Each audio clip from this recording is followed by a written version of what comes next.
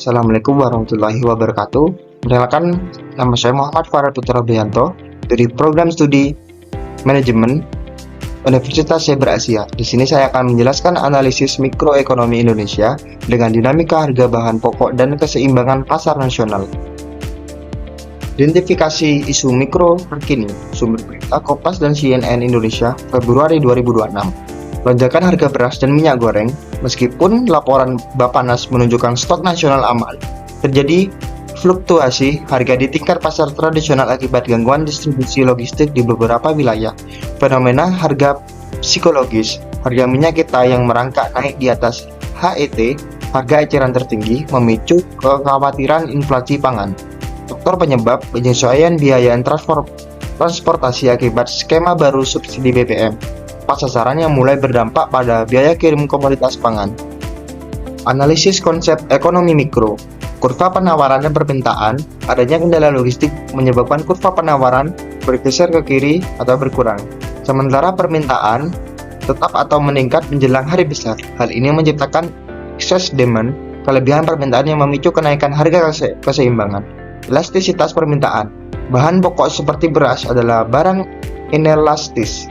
Konsumen tetap harus membeli meskipun harga naik, sehingga pengeluaran total konsumen untuk pangan melonjak, mengurangi anggaran untuk kebutuhan lain. Market inefficiency, ketidaksempurnaan pasar, adanya asimetri informasi antara petani, produsen, dan konsumen, akhirnya yang dimanfaatkan oleh spekulan atau tengkulak menciptakan dead weight loss bagi kesejahteraan masyarakat. Dampak isu terhadap pelaku ekonomi konsumen, dampaknya tadi tahun 2026, penurunan surplus konsumen kelas menengah bawah mulai melakukan switching, peralihan ke kualitas pangan yang lebih rendah demi menghemat biaya. Produsen petani atau UMKM, dampaknya tadi tahun 2026, petani tidak selalu menikmati kenaikan harga karena biaya input, pupuk dan transportasi juga naik. UMKM makanan mengalami penurunan margin laba.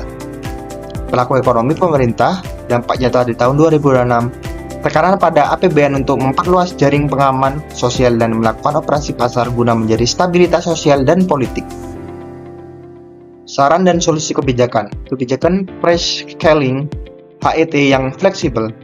Pemerintah harus memastikan HET tidak berada terlalu jauh di bawah harga keseimbangan pasar untuk menghindari munculnya pasar gelap, black market. Subsidi sisi penawaran, supply side subsidi. Memberikan subsidi pada biaya distribusi, ongkos angkut pangan agar kurva penawaran kembali bergeser ke kanan sehingga harga turun tanpa merugikan petani. Penguatan transparansi pasar, digitalisasi rantai pasok untuk mengurangi rantai distribusi yang terlalu panjang sehingga harga di tingkat produsen dan konsumen lebih simetris. Buffer stock management, optimalisasi peran Bulog sebagai pengelola stok penyangga untuk melakukan intervensi saat terjadi kegagalan besar market failure.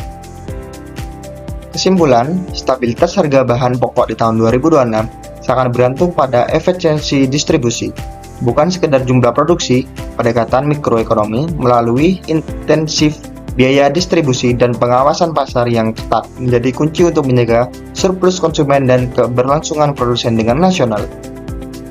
Thank you. Wassalamualaikum warahmatullahi wabarakatuh. Sekian presentasi yang bisa saya sampaikan. Wassalamualaikum warahmatullahi wabarakatuh.